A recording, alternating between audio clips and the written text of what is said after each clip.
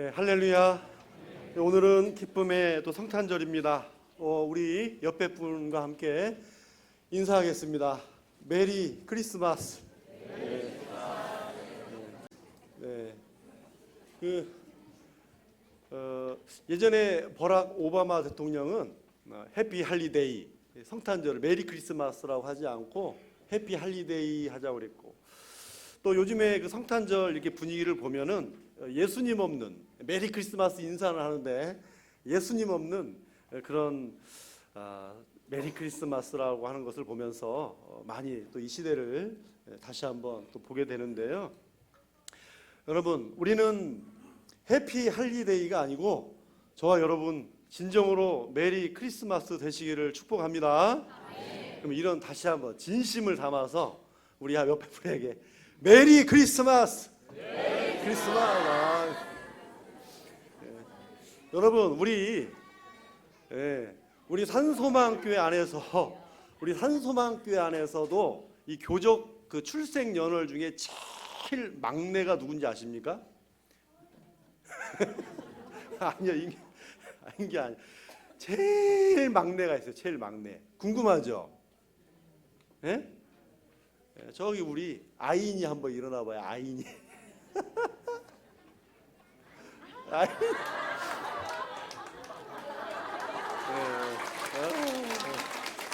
우리 아인이가 우리 교회에서 서열 제일 막내예요. 제 아인이가. 아인이. 저 막내를 꼭 기억해 놓으시고요. 우리 자녀들 기도해 주시기를 바랍니다. 네, 반갑습니다. 우리 아인이가 감기가 한 2, 3주 정도 굉장히 오래 가지고 있어가지고 힘들다가 오늘 드디어 왔네요. 너무 반갑습니다. 네, 오늘 또 주님 성탄을 축하하기 위해 모인 우리 영아에서부터 노년에 이르기까지 귀한 우리 산소망교회 우리 모든 성도님들, 아인이도 성도입니다. 네, 우리 아인이까지 모든 우리 성도님들을 주님의 이름으로 축복합니다.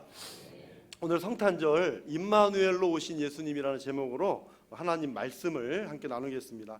자, 오늘 본문을 보게 되면은요, 한 청년, 한 괴로워하는 청년이 나와요. 그 괴로워하는 그 청년이 왜 괴로워했을까요? 정혼한 여자가 임신을 했다는 거죠. 그 당시에 정혼한 여자가 임신을 하게 되면 부정한 일로 간주돼서 돌로 쳐 죽여야 되었습니다.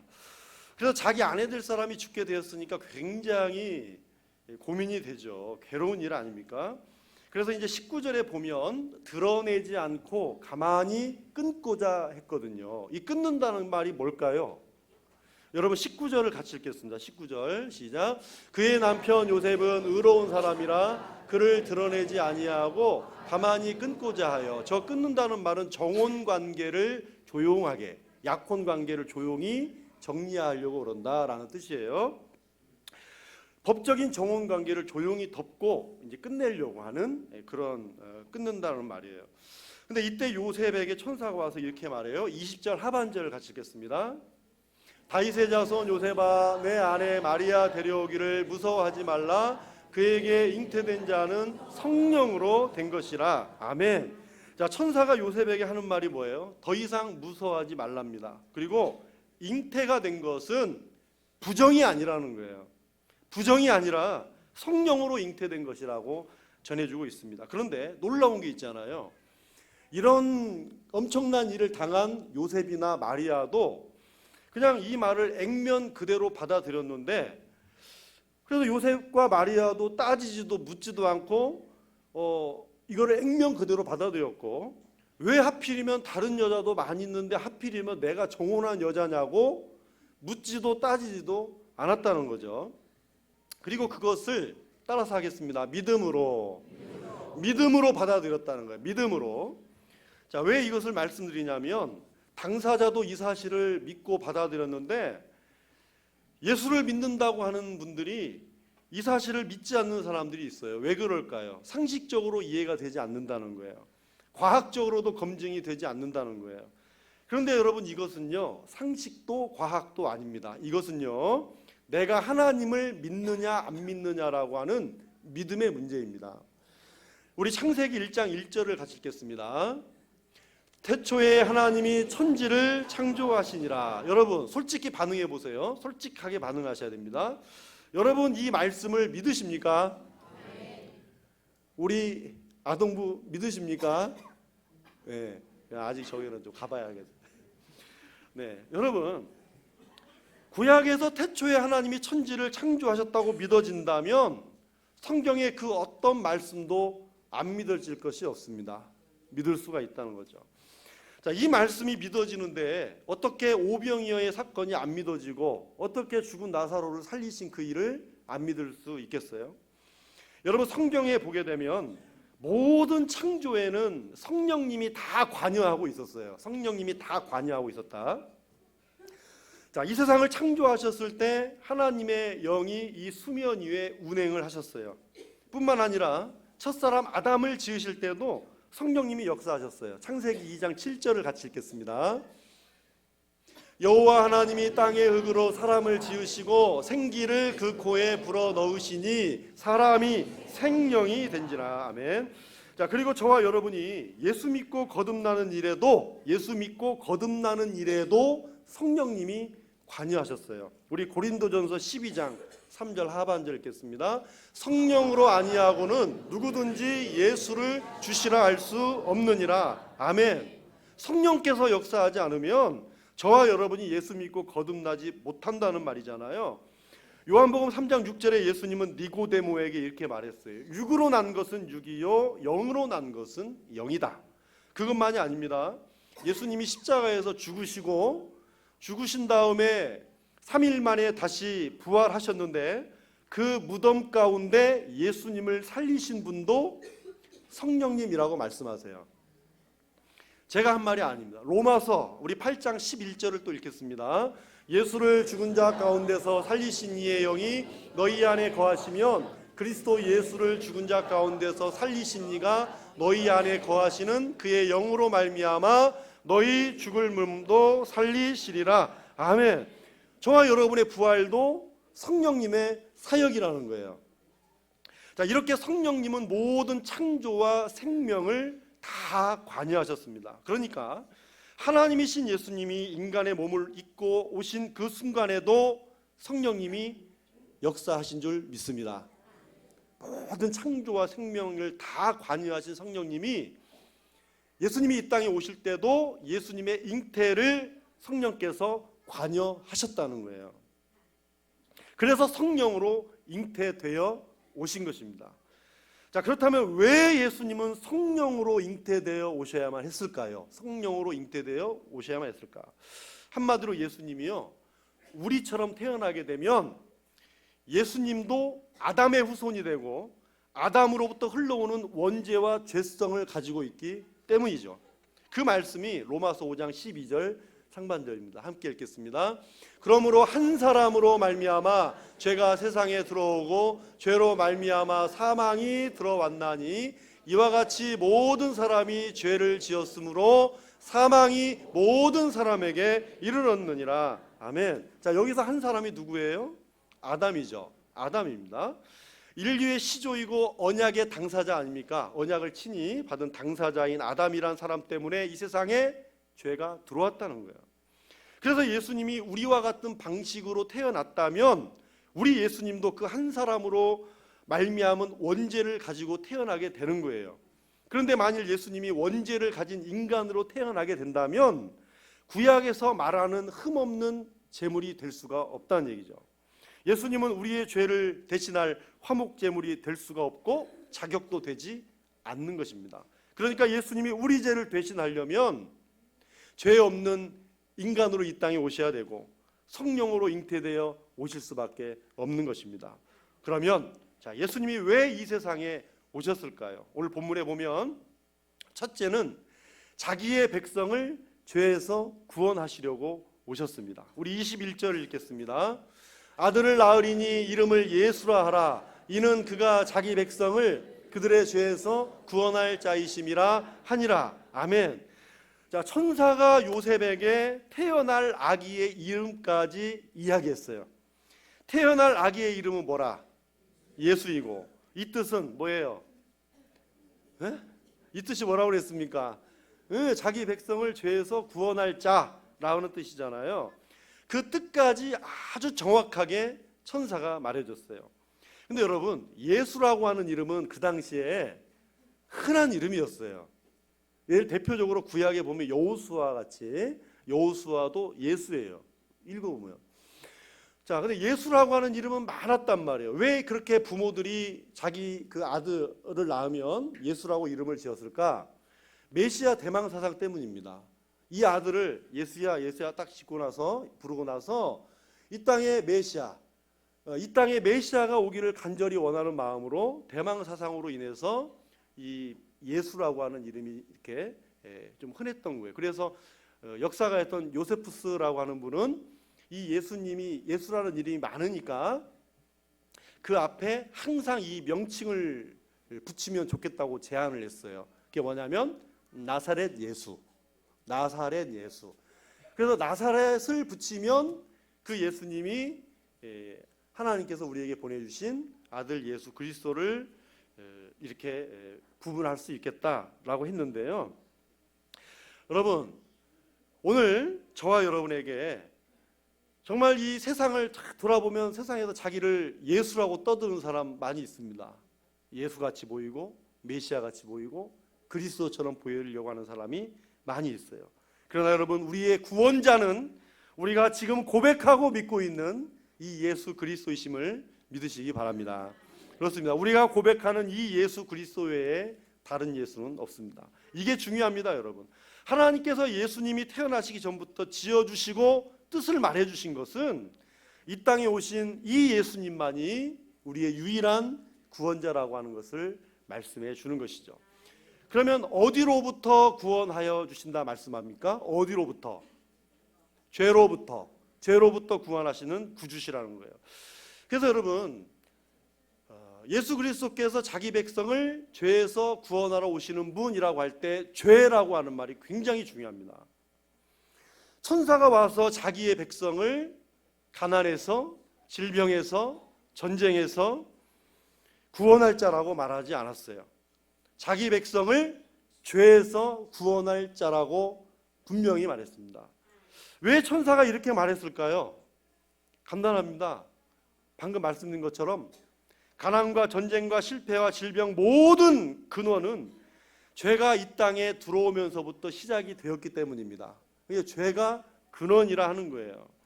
그래서 죄의 문제를 해결받지 못하면 참된 자유를, 참된 행복을 누릴 수가 없다는 것입니다. 그래서 예수님은 자기 백성을 죄에서 구원하시기 위해서 이 땅에 오신 것이죠. 오늘 이 시대에 여전히 이게 아주 오랫동안 알려졌던 신학 사조가 있어요. 그게 뭐냐면 민중신학이라든지 해방신학이라는, 요즘에는 여성신학이라는 게 있잖아요. 이분들은 주로 이제 운동권에서 많이 활동하신 분들이에요. 운동권. 그래서 데모도 많이 했고 과거에. 이분들의 논리는 뭐냐면 예수님은 이 세상에 빈민을 구제하고 빈민 운동가로 오셨다는 거예요. 정치적 혁명가로 오셨다는 거예요. 그래서 인간을 그 정치에서, 빈민에서 해방시켜서, 물론 이 말이 다 틀린 건 아닙니다. 그러나 여러분, 이것이 예수님의 전부라고 말하는 것은 아니라는 거예요. 여러분, 이것은 일부분입니다. 주님은 이 세상에 우리 죄의 문제를 해결하러 오셨습니다. 죄의 문제를 해결하면 참된 자유가 해결이 된다는 거죠. 그러므로 우리가 세상에 살면서 발견해야 될 것은 먼저 하나님 앞에서 내가 얼마나 죄인인가, 그리고 두 번째는 우리 예수님께서 이런 나를 구원하시기 위해서 이 땅에 오셨구나, 이 두 가지를 발견하는 것이 저와 여러분의 인생 가운데 최고의 발견이 되시기를 바랍니다. 이미 되셨죠? 이 두 가지를 발견한 사람이 하나님 앞에서 인생의 참 가치를 발견한 사람이에요. 그렇습니다. 예수님은 모든 문제의 근원인 죄 문제를 해결하러 오셨어요. 둘째로 예수님이 왜 오셨는가? 오늘 말씀 제목이 무엇입니까? 이럴 줄 알았어요. 임마누엘로 오신 예수님이잖아요. 임마누엘로 오신 예수님인데, 이건 이제 하나님 입장에서, 그러나 우리 입장에서 보면 우리에게 임마누엘 되시려고 오신 예수님이십니다. 우리를 생각해, 우리 입장에서 보는 거죠. 자, 임마누엘이라고 하는 이름도 천사가 알려준 이름인데요. 무슨 뜻입니까? 하나님이 우리와 함께 계신다라는 뜻입니다. 여러분, 이 성경을 딱 볼 때, 자, 이걸 생각하셔야 돼요. 하나님은 지금 말씀하실 때, 하나님은 항상 문법적으로 보면 현재 시제라고 그래요. 현재 시제. 그러니까 하나님은 늘 그 성경도 글이잖아요. 그러니까 글의 문법이 현재 시제란 말이에요. 늘 현재형을 사용하는 거예요. 그러니까 하나님은 계십니다. 말씀하십니다. 늘 언제나 현재형으로 말하는 거거든요. 예수 그리스도의 그 공생의 사건이, 그 모든 사역들이 여러분 과거이지만 예수님께서 항상 그 사건이 우리에게도 현재형으로 말씀하세요. 예, 현재형입니다. 그러니까 늘 현재 함께 하시는 하나님이에요. 내일이면은 그럼 안 계시는 거예요? 저런 경우가 옆 사람과 얘기하거나 졸다가 이해하는 사람인데 대표적인 케이스죠. 네, 그래요. 잘했어. 네, 네, 그래요. 늘 현재이신 하나님. 그러니까 내일은 미래잖아요. 오늘 보면 그러면 내일이 됐어요. 내일도 여러분에게 현재가 됩니다. 그 현재도 하나님이에요. 그러니까 내일 하나님이도 되는 거죠. 어쨌든 늘 현재 시제를 사용해요. 하나님은. 예수님도 마찬가지고. 그러니까 이 현재이신 하나님, 절대자이신 하나님이 왜 인간의 몸을 입고 이 세상에 오셨을까? 지금 우리와 함께 하시기 위해서라는 거죠. 그러므로 하나님께서 인간의 몸을 입고 인간의 역사 속에 오신 사건보다 더 위대한 사건은 없다는 거죠. 여러분이 인간의 몸을 입고 인간 역사에 오신 가장 중요한 분기점, 그것은 우리가 잘 아시는 대로 BC와 AD가 있잖아요. 여러분, 하나님이 인간이 되셨다라고 하는 사건은요, 인간이 아무리 낮아진다 그래도 하나님보다 못하는 거죠. 여러분, 어떤 인간이 하늘로부터 이 땅으로 낮아지는 인간이 어디 있어요? 하나님보다 낮아질 수 있어요? 정말 상대적으로 보면 하나님이 훨씬 낮아지는 거죠. 여러분, 바로 이런 인류 역사에서 가장 중심이 되는 사건, 우리 주님이 하늘로부터 이 땅에 내려오셔서 BC와 AD로 나뉜 사건. 여러분, 이것을 누가 나눴어요? 역사학자가 나눴습니까? 사회학자가 나눴어요? 아니잖아요. 역사의 주관자이시고 알파와 오메가 되신 예수님이 역사의 중심이기 때문에 BC와 AD가 나눠진 것입니다. 여러분, 예수님이 왜 오셨습니까? 우리와 함께 하시기 위해 오셨습니다. 그래서 십자가에서 죽으시고 부활 승천하신 후에 그 신령한 육체는 하나님 보좌 우편에 앉아 계시지만 영으로는 우리에게 찾아오셔서 우리와 함께 계시는 것입니다. 예수님은 멀리 계시는 분이 아닙니다. 오늘 이 순간에 우리와 함께 계시고 저와 여러분 안에 계시는 것이죠. 내 안에 계셔서 나를 보시고 나의 작은 신음에도 우리 주님은 응답해 주십니다. 그러므로 여러분, 우리는 어떤 상황을 만나도 혼자가 아닙니다. 우리는 영적으로 고아가 아니란 말이죠. 하나님이 여러분과 함께 계십니다. 때로는 실수해도 함께 계시고, 때로는 하나님과 멀어져도 하나님은 글쎄요, 때로는 침묵하실 수 있겠지만 버리지는 않으십니다. 세상의 친구들은 돈 떨어지고 병들면 떠납니다. 그렇지만 하나님은 우리를 결코 버리지 않으십니다. 여러분, 성경을 보면 우리와 함께하고 계신다는 이 사실을 얼마나 많이 기록하고 있는지 몰라요. 자, 대표적으로 몇 구절만 한번 같이 읽어보겠습니다. 이사야 41장 10절입니다. 두려워하지 말라, 내가 너와 함께함이라. 놀라지 말라, 나는 내 하나님이 됨이라. 내가 너를 굳세게 하리라. 참으로 너를 도와주리라. 참으로 나의 의로운 오른손으로 너를 붙들리라. 또 이사야 44장 21절을 좀 줄여서 읽겠습니다. 시작. 야곱아, 이스라엘아, 이 일을 기억하라. 나에게 잊혀지지 아니하리라. 저 화면 그대로 띄워주세요. 너는 나에게 잊혀지지 아니하리라. 그렇습니다. 영적으로는 야곱과 이스라엘이 저와 여러분이라는 말이잖아요. 여기저기에 너는이라고 하는 말에 자기의 이름을 넣어서 한번 같이 읽겠습니다. 시작. 영이는 나에게 잊혀지지 아니하리라. 누가 모르고 제 이름 같이 따라하는 사람인데. 다시 한번 읽겠습니다. 시작. 영이는 나에게 잊혀지지 아니하리라. 아멘. 그래요. 마태복음 28장 20절 하반절 읽겠습니다. 볼지어다 내가 세상 끝날까지 너희와 항상 함께 있으리라. 아멘. 이 약속의 말씀대로 주님은 함께 계십니다. 과거에도 함께 계셨고 지금도 함께 계시고 미래에도 함께 계십니다. 과거든 현재든 미래든 항상 그때 현재였습니다. 예수 그리스도는 어제나 오늘이나 영원토록 동일하신 분이십니다. 그래서 우리와 함께 하신다는 이 약속은 절대로 변하지가 않습니다. 예수님이 왜 오셨습니까? 모든 문제의 근원인 죄의 문제를 해결하러 오셨습니다. 우리와 함께 하시기 위해서 오셨습니다. 그렇다면 잘 생각해 보세요. 우리가 예수 믿고 죄의 문제를 해결받았어요. 그리고 주님이 나와 함께 하고 계세요. 그러면 저와 여러분들은 이 세상에 태어나서 최고의 축복을 받은 사람 아닙니까? 이보다 더 큰 축복이 어디 있어요? 엄밀하게 말하면 이보다 더 큰 축복이 없다 그 말이죠. 죄의 문제를 해결받고 하나님이 함께 하신다면 우리는 정말 최고의 복을 받은 사람인 줄로 믿습니다. 그러나 한국말은 어디까지 들어보라고 그랬어요? 끝까지 들어보라고 그랬잖아요. 예수 믿는 이런 사람들이 최고의 축복을 받은 사람같이 보이질 않아요. 죄에서 해방받고 생명책의 이름이 기록되고 과거와 현재만 아니라 저 장차 영원한 천국에서 영원토록 함께 할 것까지 다 약속 받아 놓았는데 마치 예수님께 뒤통수 맞고 속은 것처럼 사는 거야. 이것저것 때문에 감사하지 않다. 이복저복 들어주지 않아서 내가 시험이 온다. 원망하고 토라지잖아요. 여러분 엄밀하게 생각해 보면 우리는 최고의 축복을 받은 사람이잖아요. 그러니까 기도가 더디 응답되고 우리가 원하는 방식대로 되지 않아도 감사하며 사시기를 바랍니다.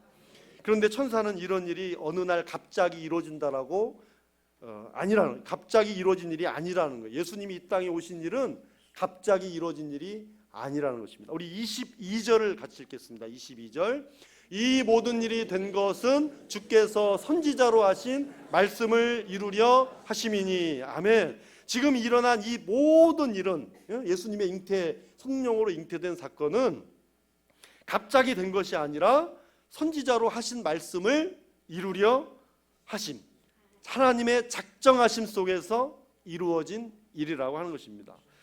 여러분 예수님이 이 땅에 오신 것은 지난 주일 오전에 말씀드렸잖아요. 하나님의 작정, 섭리, 계획 이 세 가지였습니다. 창세기 3장 15절에 보면 이미 예수님이 여자의 후손으로 오실 것이 예언되어 있잖아요. 그리고 이사야 선지자는 예수님 탄생 700년 전에 너무너무 구체적으로 예언했습니다. 이사야 7장 14절을 같이 읽겠습니다. 처녀가 잉태하여 아들을 낳을 것이요 그의 이름을 임마누엘이라 하리라. 지금 천사도 이사야가 했던 말을 근거로 해서 요셉에게 저 말을 전달하고 있는 것입니다. 여러분 또 지난주에도 자꾸 말씀드려 죄송합니다만 성경의 주제는 예수 그리스도라고 말씀드렸잖아요. 구체적으로 구약에 예언된 것만 465회라고 그랬어요. 그 외에 상징적으로 말하면 훨씬 더 많다고 말씀을 드렸는데요. 이렇게 방금 말씀드린 것처럼 여자의 후손으로 오신다. 다윗의 혈통으로 오신다. 베들레헴에서 태어나신다. 처녀가 잉태해 아들을 낳을 것이다. 그 이름이 임마누엘이다. 구약에서 오실 예수님의 이름, 태어날 장소, 성품, 그분의 사역, 어떻게 죽으실 건가, 어떻게 장례를 치르실 것인가까지 너무너무 구체적으로 구약은 예언되어 있단 말이죠. 이 놀라운 예언이 한치의 착오도 없이 이루어졌다는 것입니다. 그래서 지난번에 한번 말씀드린 적이 있는데 미국의 피터 스토너라고 하는 박사님이 쓴 과학은 말한다라는 책이 있어요. 과학은 말한다. 그 책에 보면 메시아가 오시는 예언이 맞을 수밖에 없는 이유를 성경적이 아닌 과학적, 수학적으로 말한 책입니다. 그거 참 흥미진진합니다. 자, 400개가 넘는 예언의 구절 중에 대표적인 게 8가지입니다. 8가지. 제가 방금 아까 쭉 나열한 그것이 포함되어 있는 거예요. 8가지가 있어요. 그 8가지를 골라냈단 말이죠. 400개가 넘는 예언 중에 8가지를 골라냈어요. 베들레헴에서 나실 것이다, 뭐 이런 구절들이죠. 근데 이 피터 박사님이 10년 동안 많은 제자들과 함께 이거를 일일이 성경 다 찾아보면서 이거를 이제 맞춰본 거예요. 그런데 자, 400 몇 가지가 아닐지라도 이 8가지의 예언이 그대로 적중될 확률이 어느 정도냐? 그 확률은 수학적으로 계산하면 10의 17승분의 1. 무슨 말인지 모르겠죠? 저도 잘 모르겠어요. 근데 보니까 1 뒤에 0이 17개 있다는 얘기예요. 0이 17개, 17승분, 0이 17개 있다는 건데, 더 알기 쉽게 이렇게 설명했어요. 뭐 저기 미국의 텍사스주가 우리나라 남한보다 뭐 7배가, 대한민국인가 우리 남한보다 7배가 크다고 그래요, 한 주가. 근데 그 주, 텍사스 주에다가 잘 정렬을, 그러니까 1달러짜리 동전을 60cm로 쌓고, 그리고 텍사스 전체를 쌓는 거예요. 이렇게 다 쌓고, 여러분 그 은전을 다 셀 수가 있겠어요? 셀 수 없죠. 자, 그런데 다 깔기 전에 그 중에 그 수없이 많은 그 동전 중에 하나에다가 예를 들면 뭐 십자 표시를 하나 해놔요. 그리고 그 텍사스주에 깔아놓은 그 동전 중에 유일하게 하나를 놓는 거예요. 그리고 안대를 쓰고, 안대를 쓰고 손을 쑥 넣어가지고 하나 뽑아서 그 십자가 모양을 뽑을 확률. 이럴 때는 막 이게 호응을 해줘야 이렇게 준비한 사람도 막 힘이 나는데 큰 호응도 없고, 어차피 내 이야기도 아니고 순수해서 그래요. 안 순수해서 그래요. 순수해서 저렇게 와 해주는 거예요. 깨끗한 영혼들이라 그래. 그만해 이제. 너 김관찬 이사님 아들이지? 자, 어쨌든 그래요. 그 정도의 확률이라는 거예요. 10의 17승분의 1이 어마어마하게 그게 맞을 확률이 그냥 아예 생각을 할 수 없는 그런 확률을. 근데 여러분 8개만이 아니잖아요. 465개가 넘는 거 아니에요. 근데 465개가 넘지만 그 예언대로 다 이루어졌다는 것입니다. 믿으십니까? 그 예언대로 다 이루어졌다는 거예요. 하나도 안 이루어진 게 없다. 여러분 이걸 안 믿는 사람은 석두죠. 석두가 뭔지 아세요? 제가 아는 목사님 중에 이석두 목사님 계시는데 본인은 날마다 그 돌 뭐라고 그래요, 자기를. 그래서 석두예요, 석두. 자, 이렇게 예수님은 분명히 성경의 예언대로 오신 분이라고 하는 걸 오늘 같이 믿고 이분이 나의 구주라는 것을 믿자는 얘기 아닙니까? 오늘 말씀 붙들고. 그리고 하나 더, 우리 주님은 말씀대로 오실 것입니다.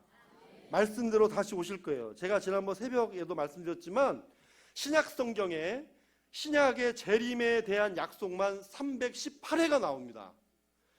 그런데 이 318회가 나오는데 신약 성경 전체 절에서 318회가 나오는데 그것은 신약 성경 전체를 25절마다 한 번씩 나오는 꼴, 25개 절마다 한 번씩 나오는 꼴로 재림 이야기가 나온다는 얘기예요. 계산을 하면. 그러니 이 예언이, 예수님이 오신다는 예언이 이루어졌으면 여러분 예수님 다시 오신다는 이 약속대로 우리 주님은 또 반드시 말씀대로 오실 것입니다. 반드시 다시 오실 우리 주님이세요. 여러분 우리가 오늘 예수님을 내가 어떻게 믿고 어떻게 살아야 되겠습니까? 여러분 이 정도 약속이면 재림을 의심할 수도 없어요.